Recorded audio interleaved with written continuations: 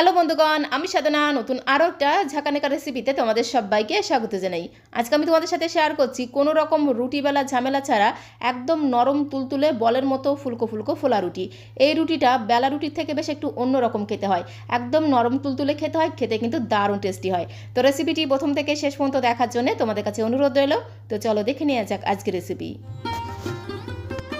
তো বন্ধুগণ, রুটি বানানোর জন্য প্রথমে একটা মিক্সিং বোলের মধ্যে আমি 1 বাটি ভর্তি করে দিয়ে দিলাম আটা। আজকের রুটিগুলো আমি শুধু আটা দিয়েই বানাবো, তবে তোমরা চাইলে কিন্তু আটার ময়দা মিশিয়েও বানাতে পারো, আবার ময়দা দিয়েও বানাতে পারো, তাতে কোনো সমস্যা নেই। তো দেখো 1 বাটি আটা আমি মিক্সিং বোলের মধ্যে দিয়ে দিলাম। এবারে আটার মধ্যে স্বাদ মতো সামান্য পরিমাণে দিয়ে দিলাম একটু লবণ। তারপর একটা চামচ দিয়ে খুব সুন্দর করে একদম ঘোটানাটা করে লবণটাকে একটু আটার সাথে মিশিয়ে নিতে হবে। তো দেখো লবণটাকে আটার সাথে খুব ভালো করে মেশানো হয়ে গেলে এর মধ্যে অল্প অল্প করে নর্মাল জল দিয়ে মিশিয়ে একটা ব্যাটার আমাদের তৈরি করতে হবে। আর এই ব্যাটারটা তৈরি করা কিন্তু ভীষণ ইম্পর্টেন্ট, কারণ ব্যাটারের উপর নির্ভর করেই কিন্তু রুটিগুলো ফুলবে। তার জন্য একবারে কিন্তু বেশি জল দেওয়া যাবে না। যে বাটি মেপে আমি 1 বাটি আটা নিয়েছিলাম সেই বাটিরই 1 বাটি ভর্তি করে নিয়েছি জল। তবে এই জলটা কিন্তু একবারে ঢেলে দেবো না, অল্প অল্প করে দিয়ে মেশাবো। এরকম একটা হ্যান্ড উইস্কের সাহায্যে খুব ভালো করে একদম ঘোটানাটা করে মিশিয়ে নিতে হবে। তো দেখো 1 বাটি আটার মধ্যে আমি 1 বাটি জলই দিয়ে দিলাম। এবারে হ্যান্ড উইস্কের সাহায্যে খুব ভালো করে মিশিয়ে নেব, যাতে এই আটার মধ্যে কোনো রকম দলাভাব না থাকে। এই ব্যাটারটা যদি বেশি পাতলা হয়ে যায় তাহলে কিন্তু রুটিগুলো ফুলবে না, আবার ব্যাটারটা যদি বেশি গাঢ় হয়ে যায় তাতেও কিন্তু রুটিগুলো ফুলবে না। তো সেইভাবে কিন্তু ব্যাটারটাকে তৈরি করতে হবে, খুব বেশি পাতলা হবে না, আবার খুব বেশি কিন্তু গাঢ় হবে না। তো দেখো তারপরে আমি আরও 1 বাটি জল নিয়েছি, তবে এখান থেকে একদমই সামান্য পরিমাণে জল আমি দিয়ে দিলাম। তারপরে হ্যান্ড উইস্কের সাহায্যে খুব ভালো করে একদম ঘোটানাটা করে মিশিয়ে নেব, যাতে এই আটার ব্যাটারের মধ্যে কোনো রকম দলাভাব না থাকে। কতটা জল লেগেছে সেটা আমি তোমাদের দেখিয়ে দিচ্ছি। দেখো হাফ বাটির থেকেও কিন্তু কম জল লেগেছে। তো প্রথমে আমি 1 বাটি জল দিয়ে মিশিয়েছিলাম, তারপরে 1 বাটির 4 ভাগের 1 ভাগ জল লেগেছে, মানে পুরোপুরি হাফ বাটির জল কিন্তু লাগেনি, হাফ বাটির থেকেও কিন্তু কম জল লেগেছে। তো তারপরে হ্যান্ড উইস্কের সাহায্যে খুব ভালো করে মিশিয়ে নিতে হবে, যাতে ব্যাটারের মধ্যে কোনো রকম লাম্পস না থাকে। যদি দেখো যে ব্যাটারের মধ্যে একটু দলা দলা ভাব আছে, তাহলে এরকম একটা গোল হাতার সাহায্যে খুব ভালো করে মিশিয়ে নিতে হবে। তাহলে দেখবে রুটিগুলো একদম বলের মতো ফুলবে। খুব ভালো করে মিশিয়ে নেব। আর ব্যাটারের ঘনত্বটা তোমাদের দেখিয়ে দিচ্ছি। এই ব্যাটারটা দেখো ঠিক এরকম একটা ঘনত্বের ব্যাটার আমাদের তৈরি করতে হবে। খুব বেশি গাঢ় হবে না, আবার খুব বেশি পাতলা হবে না। ব্যাটারটা যদি বেশি পাতলা হয়ে যায় তাহলে রুটিগুলো ফুলবে না, আবার ব্যাটারটা যদি বেশি গাঢ় হয়ে যায় তাতেও কিন্তু রুটিগুলো ফুলবে না। তো সেটা বুঝে কিন্তু ব্যাটারটাকে তৈরি করতে হবে। তো পরে যদি মনে হয় ব্যাটারটা আরও একটু গাঢ় করতে হবে, সেক্ষেত্রে অল্প করে আটা মিশিয়ে নিয়ে কিন্তু ব্যাটারটাকে একটু গাঢ় করে নিতে পারো। তো তারপরে রুটিগুলো তৈরি করব, তার জন্য সরাসরি চলে আসলাম ওভেনের কাছে। গ্যাসের ফ্লেমটা অন করে দিয়ে একটা ননস্টিকের প্যান বসিয়ে দিয়েছি। প্যানের মধ্যে একদমই সামান্য পরিমাণে, মানে নামমাত্র সাদা তেল আমি একটু ব্রাশ করে দিলাম। একটা টিস্যু পেপারে সামান্য পরিমাণে সাদা তেল নিয়ে প্যানটাকে একটু মুছে নিলাম। তেলের পরিমাণটা যেন বেশি না হয়ে যায়, একদমই সামান্য পরিমাণে তেল ব্রাশ করতে হবে। তারপরে গ্যাসের ফ্লেমটা একদমই কিন্তু লোতে রেখেছি। যখন ব্যাটারটা এই প্যানের মধ্যে দেবে তখন গ্যাসের ফ্লেমটা একদম লো করে দিতে হবে। 1 হাতা করে ব্যাটার দিয়ে ব্যাটারটাকে আলতো হাতে এইভাবে একটু ছড়িয়ে দেবো। খুব বেশি কিন্তু পাতলা করা যাবে না, তাহলে কিন্তু রুটিগুলো ফুলবে না। একটু মোটা রেখে রেখে কিন্তু ব্যাটারটাকে ছড়িয়ে দিতে হবে। তারপরে ব্যাটারটাকে দেওয়ার পরে গ্যাসের ফ্লেমটা মিডিয়াম করে দিতে হবে। 2-3 মিনিট এইভাবে রেখে দিলে দেখবে উপরটা পুরোপুরি শুকিয়ে যাবে। নিচেটা যখন একটু ভাজা হয়ে যাবে তখন রুটিটাকে উল্টে দিতে হবে, তার আগে কিন্তু উল্টানো যাবে না। তো এপিট ওপিট উল্টে পাল্টে প্রথমে রুটির 2 সাইডটা খুব ভালো করে একটু ভেজে নিতে হবে। তারপরে রুটিটাকে প্যানের মধ্যে একটু ঘুরিয়ে ঘুরিয়ে কন্টিনিউ এইভাবে খুন্তি দিয়ে একটু চেপে চেপে রুটিটাকে ভাজতে হবে, তাহলে দেখবে রুটিটা একদম বলের মতো ফুলতে শুরু করবে। এইভাবে কিন্তু কন্টিনিউ একটু প্রেসার দিয়ে দিয়ে রুটিটাকে একটু খুন্তি দিয়ে চেপে চেপে ভাজতে হবে।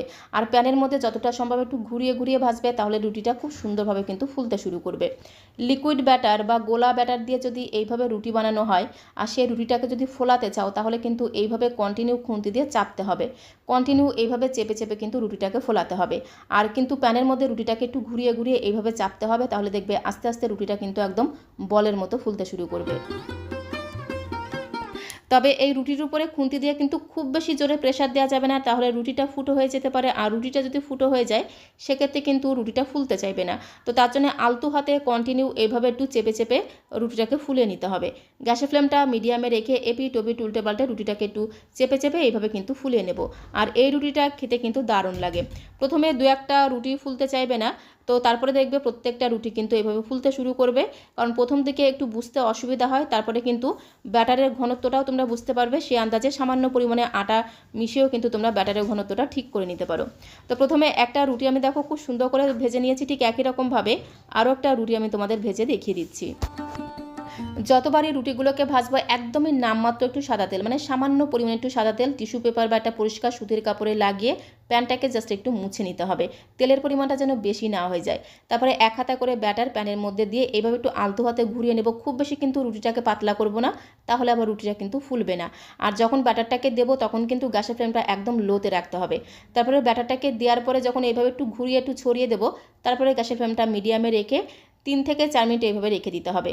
দেখবে উপরটা পুরোপুরি শুকিয়ে যাবে আর নিচেটাও কিন্তু খুব সুন্দরভাবে ভাজা হয়ে যাবে। তারপরে কিন্তু রুটিটাকে উল্টে দিতে হবে। নিচেই কাঁচা থাকা অবস্থায় কিন্তু উল্টানো যাবে না, তাহলে রুটিটা কিন্তু ভেঙে যেতে পারে। উপরটা যখন পুরোপুরি শুকিয়ে যাবে, নিচেটা যখন একটু ভাজা হয়ে যাবে, তারপরে কিন্তু রুটিটাকে উল্টে দিতে হবে। এই সময় গ্যাসের ফ্লেমটা মিডিয়াম করে দিতে হবে। গ্যাসের ফ্লেমটা মিডিয়াম করে দিয়ে এপিট ওপিট উল্টে পাল্টে রুটিটাকে প্রথমে একটু ভালো করে ভেজে নিতে হবে। তারপরে কন্টিনিউ এইভাবে খুন্তি দিয়ে একটু আলতো হাতে চেপে চেপে কড়াইতে রুটিটাকে একটু ঘুরিয়ে ঘুরিয়ে এইভাবে চেপে চেপে রুটিটাকে ফোলাতে হবে। তাহলে দেখবে আস্তে আস্তে রুটিটা একদম বলের মতো ফুলতে শুরু করবে। তো দেখো ঠিক এরকম করে কিন্তু কন্টিনিউ খুন্তি দিয়ে চেপে চেপে রুটিটাকে ফোলাতে হবে। তো বন্ধুগণ, একে একে সবগুলো রুটি আমি এইভাবে ভেজে নেব আর প্রত্যেকটা রুটি কিন্তু একদম বলের মতো ফুলবে। কোনো রকম বেলাবেলির ঝামেলা ছাড়াই একদম নরম তুলতুলে বলের মতো ফুলকো ফুলকো রুটি। তোমরা এই রুটিগুলো যে কোনো সবজির সাথেই খেতে পারো, তবে এখন যেহেতু শীতকাল আর শীতকালে ঝোলা গুড়টা বেশি পাওয়া যায়, খেজুরের ঝোলা গুড়ের সাথে এই রুটিগুলো খেতে কিন্তু দারুণ লাগে। আর এতটাই নরম তুলতুলে সফট হয়, বাড়ির ছোট থেকে বড় সবাই কিন্তু ভীষণ পছন্দ করবে। বেলা রুটির থেকে বেশ একটু অন্যরকম খেতে হয়, একদম নরম তুলতুলে খেতে হয়, খেতে কিন্তু দারুণ লাগে। একে একে দেখো বেশ অনেকগুলো রুটি আমি ভেজে নিয়েছি। এক বাটি আটা দিয়ে দেখো কতগুলো রুটি কিন্তু তৈরি হয়ে গেছে। তো কোনো রকম বেলাবেলির ঝামেলা ছাড়া আজকের এই রুটি রেসিপিটা তোমাদের কাছে কেমন লাগলো অবশ্যই কমেন্ট বক্সে লিখে জানিও। ভালো লাগলে একটা লাইক আর শেয়ার করে দেওয়ার অনুরোধ রইল। নতুন বন্ধু হয়ে থাকলে চ্যানেলটিকে সাবস্ক্রাইব করে দিয়ে পাশে থাকার অনুরোধ রইল। তো আজকের মতো এই পর্যন্ত। সবাইকে অসংখ্য অসংখ্য ধন্যবাদ।